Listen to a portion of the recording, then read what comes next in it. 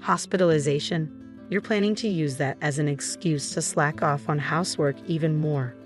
Slack off? I didn't mean to. If you keep shirking your chores, divorce is next. My husband spoke these words casually, unfazed by my upcoming hospital stay. He seems to think he can intimidate me with the threat of divorce, believing that dangling the possibility will make me more obedient. What an insult. Being a housewife doesn't mean I'll let myself be pushed around. I'm definitely going to divorce him and escape from this hell. I'm Sandy Davis, 28 years old. A year ago, I married Kenny, a colleague from work. Although we were in different departments, our frequent interactions led to a relationship. After a smooth courtship, we got married. I left my job and embraced life as a full-time housewife. Before we tied the knot, Kenny had said to me, "Sandy, after we get married, I'd like you to be a full-time housewife." Really? But I actually like my job.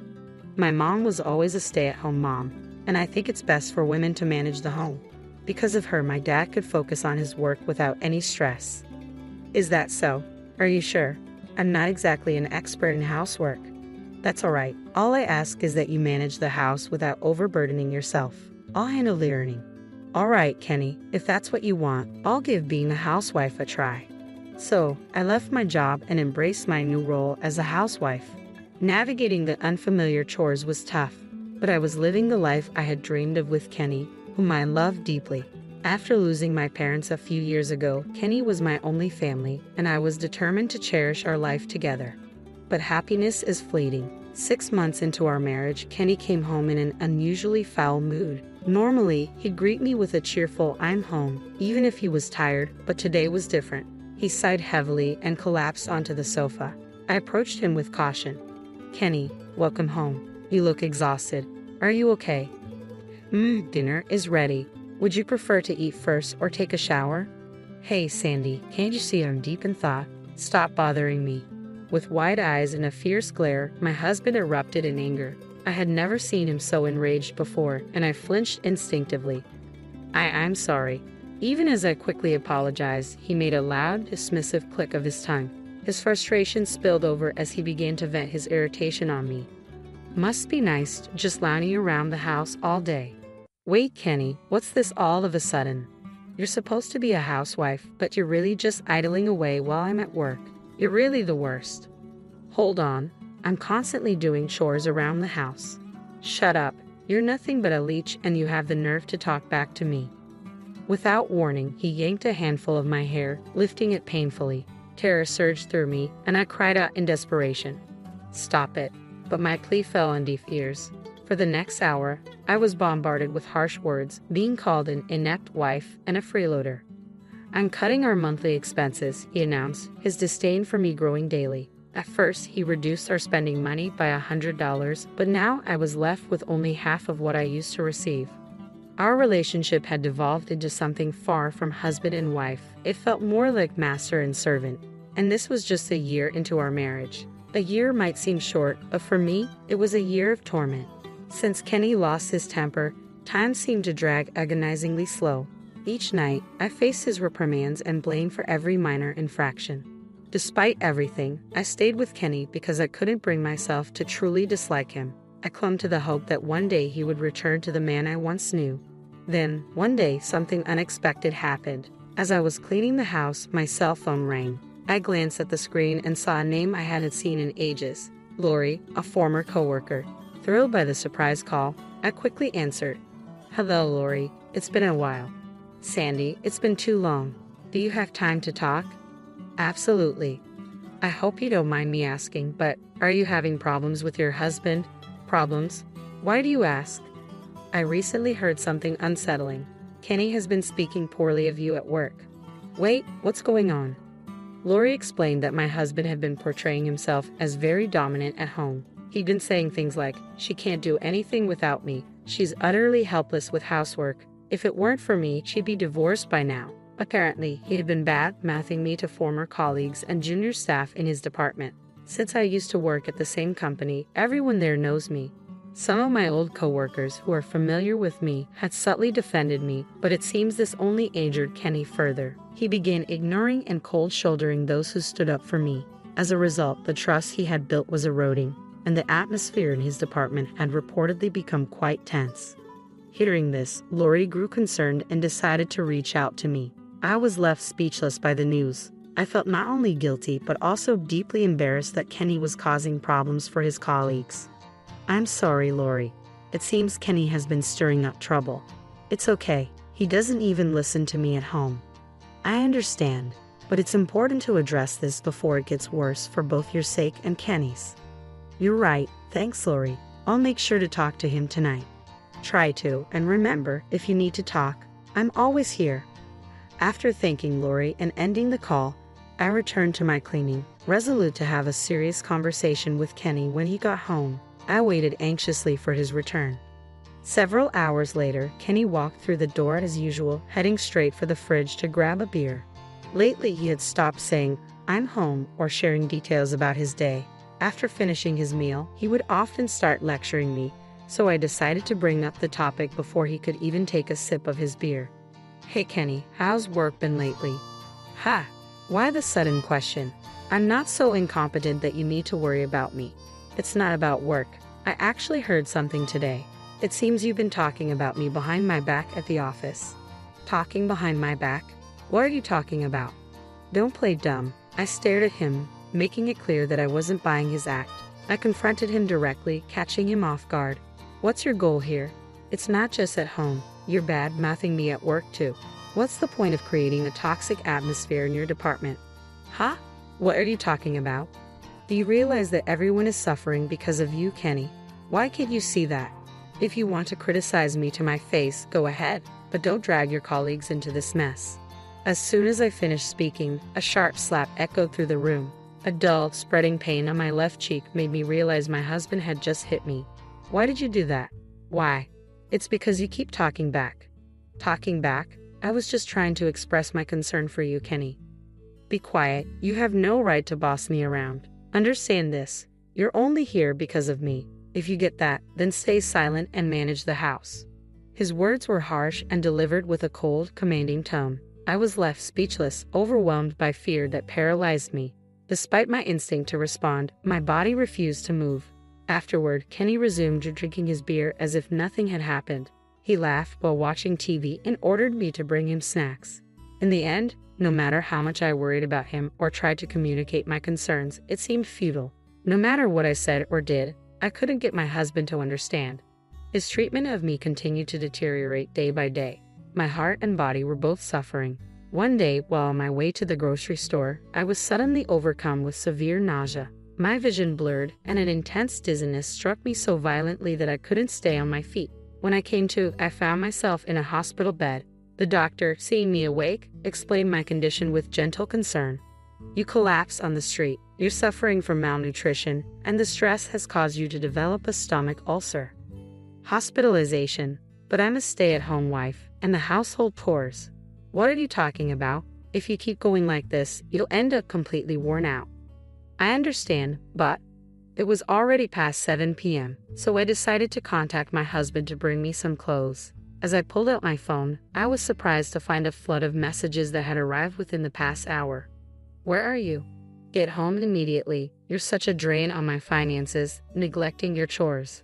He must have returned from work, found everything undone, and lost his temper. Summoning my courage, I called him. After a few rings, he answered. "Where the hell have you been? What are you doing?" he shouted as soon as he picked up. Taking a deep breath, I calmly explained the situation. "The doctor said I need to be hospitalized for about a week." "So, hospitalization, huh? Are you planning to use that as an excuse to slack off even more?" "I'm not slacking off. It's just... you're already neglecting your chores. Next, it'll be divorce." "What, are you afraid of being alone if we split up? You don't have any relatives, do you? If I leave, you'll be completely on your own." Instead of showing any concern for my hospitalization, he was threatening divorce to force me to come home. At that moment, a rage I had never experienced before reached its peak. Enough, I've had enough. I realized that I could never be happy living with this man. It was better too. As I sorted through my thoughts, my husband, lost in his own arrogance, began taunting me over the phone. "Hey, are you even listening? You'd be in trouble if we divorced, wouldn't you?" "Fine." "What?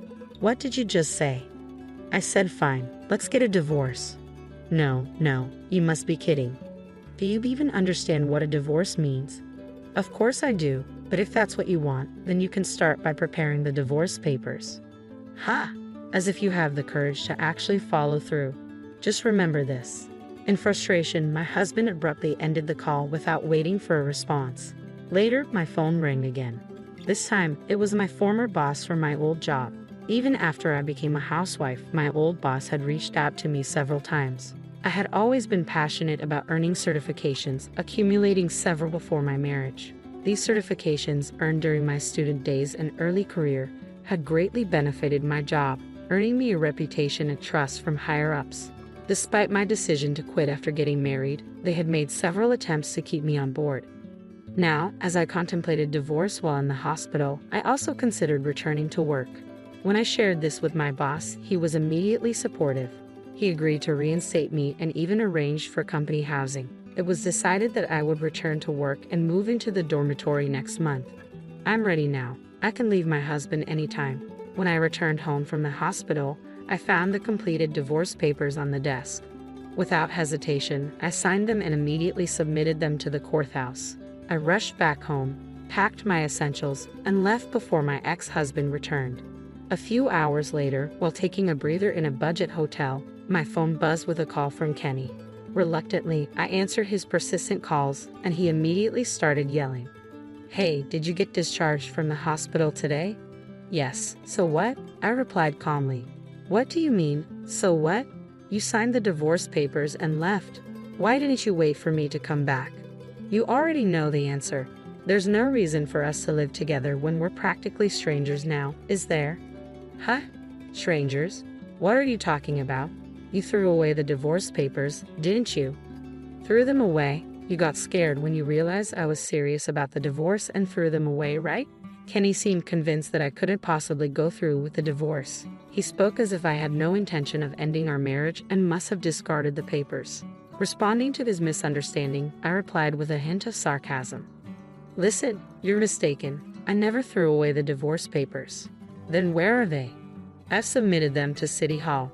What kind of joke is this? It's not a joke. The papers have been accepted and you and I are now strangers. We'll never have to deal with each other again. He raised his voice in response. Don't mess with me. Whether he believed me or not, he began blaming me again. There's no way you can divorce me. You have no family, no job. I certainly have no family, but I do have a job now. Oh, you're just a housewife. That was true until now. While I was in the hospital, I contacted my boss and they agreed to hire me back. That's not something you can do so easily. It's possible. They even told me they want me back. There's no way. You probably don't know, but I'm going to resume work and live in the company's dormitory starting next month. Kenny's voice took on a desperate tone. Wait a minute, this must be a joke, right? I wasn't serious about the divorce. I don't care. I accepted the divorce because it was what you wanted. There's no problem with that, right? But that's a problem. How am I supposed to live without you? As soon as he realized it was a genuine divorce, my ex-husband began to plead and cling to me, failing to learn his lesson. Disgusted by his attitude, I couldn't help but raise my voice. Ha, I don't care about your life. You're an adult, figure it out on your own. According to you, I was a failed wife, right? So you shouldn't have any problems without me. That's not true. Wait, I apologize. Please forgive me. Shut up. I don't love you anymore. I will never forget how you treated me like a slave. Don't ever appear in front of me again. Reflect on your actions and live alone for the rest of your life. I hung up the phone abruptly and blocked his number, ensuring we would never interact again. However, my new job was at his workplace, and news of our divorce spread quickly through the office. Because he had bad-mouthed me there, many believed he got what he deserved. Feeling out of place, Kenny started taking unauthorized absences, which eventually led to his dismissal for misconduct. This severed all ties with him. Due to the alimony I demanded after the divorce, he ended up in debt. Losing his job and saddled with debt, I have no idea where he is or what he's doing now. The one thing I am sure of is that he isn't living the wealthy life. His unhappiness is my only consolation after the torment I endured. From now on, I will work for myself and live for myself, regaining the freedom I lost during our marriage. Can people who don't even own this place just pack up and leave? You hardly make any money, and yet you have the audacity to stay in a luxury apartment. I agree, I'll start packing immediately, I replied with calm resolve, then turned toward the bedroom. As we passed each other, Laura gave me a smirk and said, even Eric, who makes $200,000 a year, had to give up his high-rise condo. And here's poor Lenora, who's really the poor one now. I muttered a response under my breath, but Laura's scoff cut me off. What? Stop whining and just get your stuff packed. With her words echoing in my ears, I silently gathered my belongings. I then placed a suitcase full of their things in front of Eric. I've packed everything. Both of you need to leave the apartment now. The story flashes back to my student days. My name is Lenora, and I grew up in a family of 4 with my younger sister Laura, our parents, and me. From a young age, Laura and I were polar opposites in both appearance and personality. I was tall and reserved, while Laura was petite and effortlessly charming. My parents showered Laura with adoration, and she grew up believing that being the center of attention was the norm. Despite my superior grades, Laura always found ways to outshine me in other areas. Whenever my academic achievements were acknowledged, Laura would immediately redirect the conversation to her own popularity. Who cares about grades? Listen to this. I've been cast as the lead in a school play for the cultural festival. Everyone recommended me. My parents' eyes lit up with interest. Wow, that's fantastic. Way to go, Laura. You've always been so loved by everyone. Good communication skills are more important than studying these days, don't you think? Lenora, do you even have friends? You're always buried in books, even in middle school. Even though my parents showered me with their love, Laura seemed to take it for granted. Lenora, what would you like for your upcoming birthday? My mom asked. I'd like a winter coat, I replied. All right, we'll go shopping for it soon. As soon as Laura heard this, she chimed in. I'd like a coat for my birthday next month too. Really? Well, let's go shopping together then, Mom agreed. When the shopping trip came around, it revolved entirely around Laura's preferences. I want to shop here, she declared, pointing to a store with designs that were far too cute for my taste. I was hoping for something a bit more subdued, I suggested, trying to redirect. Oh, come on, it's too much of a hassle to visit multiple stores. Just pick something from here, Laura said, pulling me toward a rack. Lenora, try this one on, she said, holding up a coat she had picked out. I think it'll look great on you. I'm not really into it, I protested. Just try it on. It'll look good, trust me. Reluctantly, I ended up buying the coat despite not liking the design. On our way home, Laura leaned in and whispered, I'm glad you bought it, but that coat might not suit your plain looks. Even someone like me managed to get a boyfriend in high school. As we walked, someone approached and asked, Hey Lenora, is it true you're dating the baseball team's co-captain? Yeah, I guess, I replied, a bit taken aback. A few days later, Laura proudly declared, I'm dating the captain of the baseball team now. Oh really? So, your boyfriend is the captain, and mine is just the co-captain. I guess that means I win, Laura said with a smirk. Sure, you do, I replied, trying to sound indifferent. Laura always seemed to be in competition with me, but it didn't really bother me. Despite my nonchalance, Laura's underlying hostility never faded. After I graduated from college and started working at an IT firm, Laura landed a receptionist position at a prestigious company. 2 years later, she boasted, My company is far more renowned than yours, Lenora. Even the recruiters recognize it. I'll have my pick of highly educated, high-earning men. I'm planning to marry rich and quit working. Laura spoke with an air of triumph, as if her main goal was not just to work but to secure a wealthy husband. At her company, Laura dated various men both within and outside of work, eagerly updating me on each new relationship. Don't you have a boyfriend, Lenora? She would often ask, seemingly intrigued by my lack of romantic news. I find my job fascinating right now, so I'm not too worried about having a boyfriend, I replied. Laura laughed sarcastically. That's such a cliched excuse. Lenora, with your small company, you'll never meet a decent guy. But a year later, I met Eric, and our relationship progressed swiftly. We got engaged, and when I introduced Eric to my family, Laura was taken aback. Lenora, didn't you say you didn't need a boyfriend? She asked, surprised. At the time, I really felt that way, I explained. Eric quickly stepped in to deflect the attention. Laura, love is unpredictable, you know. I'm sure a charming girl like you gets what I mean. Laura blushed at Eric's charming smile. Yes, she stammered. Then she leaned in to whisper to me, Lenora, where did you find such a handsome guy? Is he from your company? No, we don't work at the same place, I replied. I figured. There's no way someone like him would come from your company. Is he from a big-name firm? His charm makes me think he's connected to some global enterprise. Laura seemed to take my vague answer as confirmation that Eric was from a prestigious company. Thanks to Eric's natural social skills, discussions about our wedding with my parents went smoothly. We decided on a small ceremony with just close friends and family. Laura, however, continued to complain. I want to meet Eric's colleagues, she said persistently. Eric and I soon settled into our newlywed life. After moving in, we invited my parents and Laura over to our new home. Laura was visibly stunned. No way, this is your new place? This isn't just an upscale apartment in Boston. How much does he earn? Laura asked eagerly. Does he make around $500,000 a year? Come on, tell me. No, it's not that much. So, $400,000.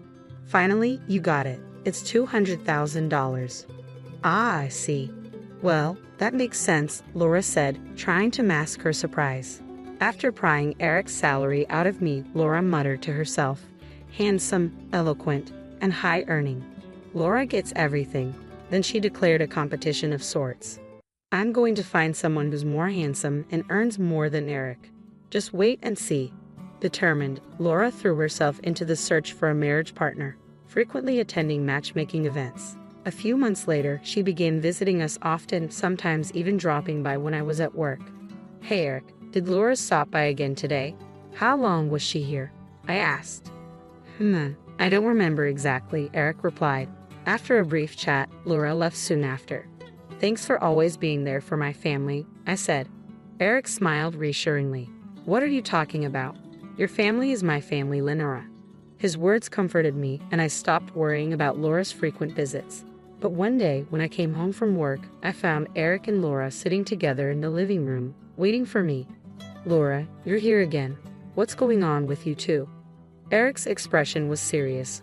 Lenora, we need to talk. Please have a seat. Talk about what? I want to break up. What? What are you saying? I want to divorce you and marry Laura.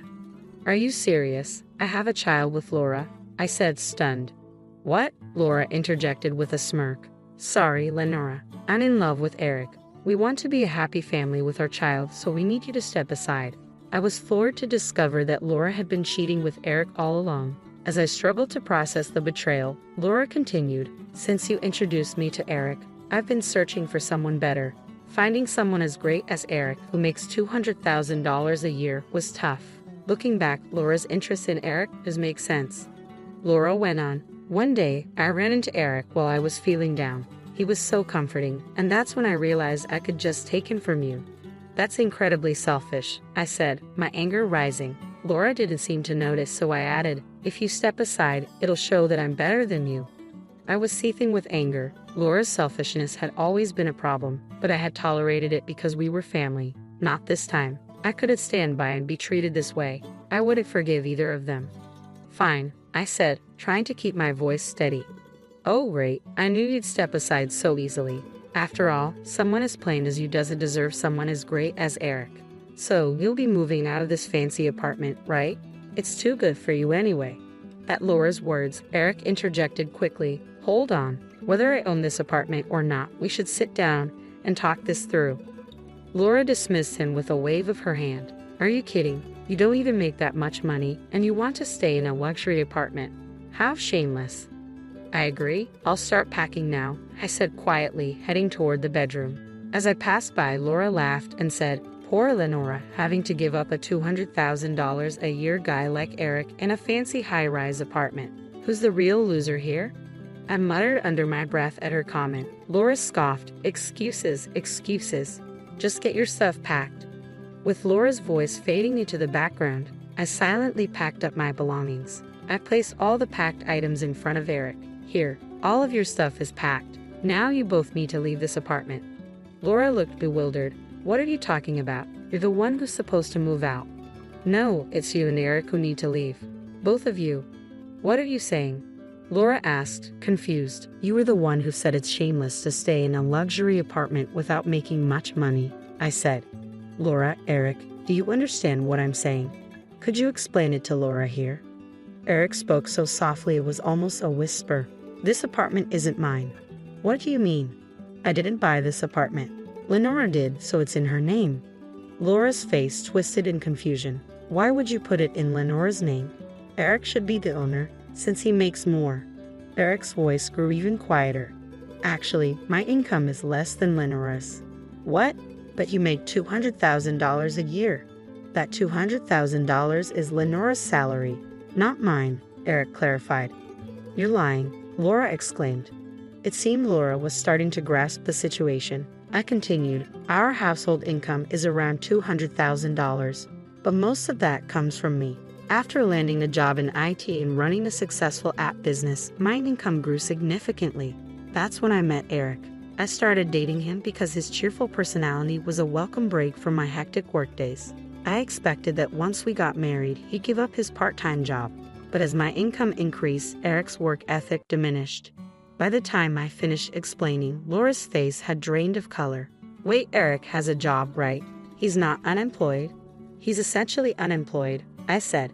I stayed with him because he provided emotional support when I was busy, but he's just a man of empty promises who's been depleting our savings. You've done me a favor by taking him off my hands. But Eric always paid for upscale restaurants on our dates and even bought me designer clothes. That means he must have savings, right? I couldn't help but smirk at Laura's comment.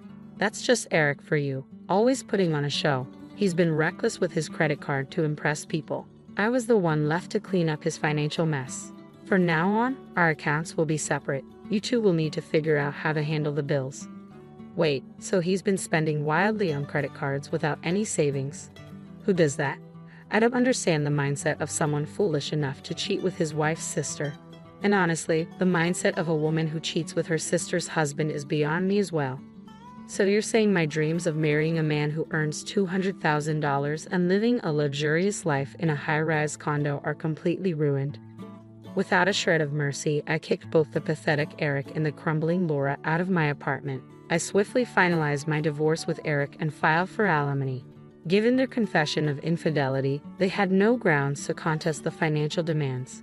Even after discovering that Eric was unemployed, Laura had no choice but to marry him because she was pregnant with his child. She hoped that fatherhood might make him more responsible. However, Eric's lazy habits remained unchanged. Initially, he had cheated with Laura, believing she was wealthier due to her position at a top-tier company. Yet he had no intention of contributing financially himself. He continued his part-time job, depleting Laura's modest savings to cover the divorce settlement and leaving no room to address credit card debt. As newlyweds, Laura and Eric fell into a cycle of debt. Unable to afford a new home, they moved into Laura's old apartment. Laura, who had quit her job in anticipation of Eric's income, now had to work part-time from dawn till dusk to manage their mounting debts and her growing pregnancy. Their constant fighting became a local spectacle, making them the talk of the neighborhood. On the flip side, my savings began to grow significantly. With Eric out of my life, I had ample funds for self-improvement, and men started taking a greater interest in me, some even earning more than I do. While Laura might have jumped at the chance to partner with someone based solely on their income, I've learned from my experience. I won't rush into another marriage like I did with Eric. I'm committed to finding someone who truly aligns with me rather than settling for financial reasons. For now, I'm focused on my work and dedicated